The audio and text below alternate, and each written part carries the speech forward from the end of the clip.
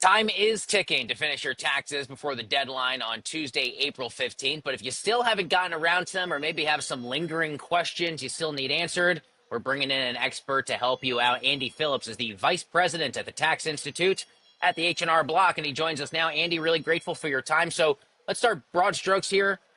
Biggest pieces of advice for an individual doing taxes this year. What is something that everyone should know, regardless of their filing status? Yeah, couple, absolutely. First, let's just, hit first things first because we are late. Make sure you file by the due date. If you do a refund, no reason to wait. Get that money in your pocket. If you owe, even if you can't pay, make sure you file a return or at least an extension by the due date. The penalty for failing to file is up to 10 times more than the penalty for just failing to pay. But remember, if you do request an extension till October, that's only an extension of time to file. So if at all possible, try to figure out how much you owe and pay as much as you can, if not all of it, to avoid any penalties or interest. Are there new tax policy challenges or anything new that has changed this year relative to previous years? I know not a lot of people follow the day-to-day news, but any big changes for filing for 2024?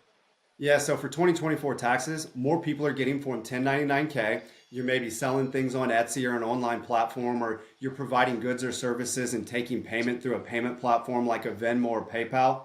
Used to, in years before 24, you only got a K or 1099-K if you had over $20,000 in gross proceeds and 200 transactions. This year, it went down for 2024 to 5,000, meaning more people are getting it and they're getting it for the first time. Make sure you know when you get a copy, the IRS gets a copy too. So you need to report it. And the face amount of that 1099-K is probably not the taxable amount. If it's a business, you've got deductions. If it's a sale of a good, you've got what we call basis to reduce your tax liability. A couple other quick ones.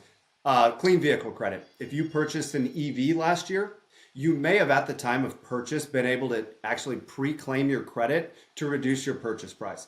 If that's you, you have to file a return because the IRS gets that information. If you purchase an EV and didn't get a credit and think you may qualify, make sure you dig into that on your 2024 tax return. Two really big ones. The last one I'll hit, which is kind of evergreen but always important, life changes equal tax changes. Common mistake we make from people is they get married, they buy a house, they have kids, and they don't realize there's benefits they could claim and they leave money on the table. That is great advice and news our viewers could certainly use. How about the biggest mistakes or misconceptions around filing taxes this time of year? What are those that you frequently see in your line of work, Andy?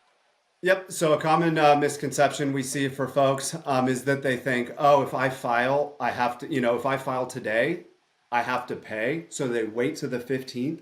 Even if you file right now, you still don't, your tax payment is not due to the 15th. You can set it to go ahead and direct deposit your payment or direct debit your payment on the due date so you don't have to pay, and not waiting to the last minute keeps you from getting in a situation where you're rushed and you make mistakes. The other, like misconception or mistake, I'd go back to life changes, tax benefits. You may miss it. And then just a few common things people miss. Education credits, the earned income credit, which can be several $1,000s for working Americans, help them make ends meet. There are some income limit and other limitations on that one, but millions of people miss that every year just because they don't realize they qualify. In fact, the IRS has actually said each year they say only about 80% of eligible people claim the credit. The last one I'll say is people don't realize I'm not required to file, so I don't. They don't take into account a lot of people would get a refund if they did, and they'd be getting money. So just because you're not required to file doesn't mean you shouldn't. In fact, the IRS put out a news release not too long ago. They've got over $1 billion in non-filers waiting just for 2021 alone. And if you don't file your, a tax return to claim that refund by April 15th, what we call the statute of limitations is generally going to expire and you've run out of time. Talk to me about contributing for something like a Roth IRA. What is the deadline for something like that, and the advantages in the long run in terms of making some of those investments now that a tax filer can take advantage of many years down the line? Yeah, so first, people need to understand that not only, and we'll talk about the tax benefits, but when you put money into a tax advantaged retirement account, You're saving money for the future, whether it's an IRA or a 401k from your employer. That's helping you save for your future nest egg, and you're going to get the benefit of compound interest, right? You want that benefit of getting those saving, that growth in the long term. On the tax side, during the year, those contributions you make to most retirement accounts are pre-tax. That means you're not going to pay tax on the money going in there. Let's talk about IRAs real quick. Roth IRA, that's actually an after-tax contribution, meaning that you don't get to deduct the contribution when you make it, but when you take a distribution out later, as long as it's a qualified distribution, the amount you contributed plus any earnings, tax-free. So that's great for people in a planning opportunity. If you're saying, is there anything I can do here at the last minute to reduce my 2024 taxes before I file? You may look at a traditional IRA. You may be able to make, if you meet the requirements, a tax deductible contribution to a traditional IRA and deduct that up to the due date and deduct that against your 2024 income, help reduce your tax bill or even increase your refund. Are there trends that you're seeing in taxpayer behavior or general expectations that people should be aware of?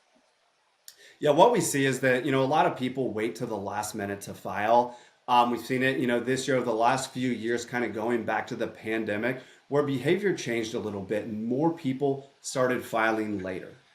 Here's the thing. People may not be sure what their outcomes are going to be, but I'm just going to give you two data points from the IRS. I'll give you three.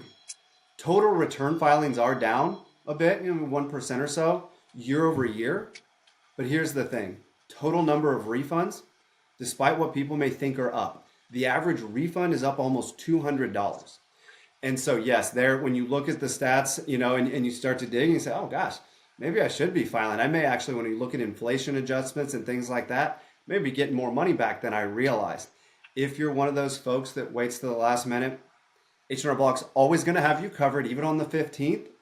But man, that is when people make mistakes, is when they're rushing, they forget a document, they forget to tell them someone went back to school, or around a business expense. People end up leaving money on the table when they rush at the last minute. And so that is a behavior we do see, but we'll be here for you if that's you. But I encourage you to try to take care of it as soon as possible. Yeah, finally, Andy, back in 2017, as I know you know well, President Trump and the Republicans changed the tax code really for the first time in a generation. That affected nearly all filers, I believe, starting in 2018.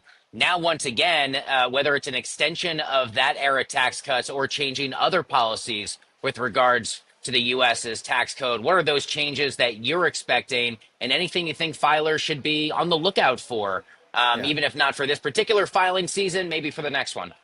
Right. So the Tax Cuts and Jobs Act, a lot of the individual provisions in that tax cuts package expire at the end of 2025, meaning they're around for this year, but after the end of this calendar year, if nothing happens in Congress, those tax benefits will expire. Here's what I'll tell folks. One, this doesn't impact 2024 returns. Most likely we have really pretty good certainty on what taxes are going to look like for 2025.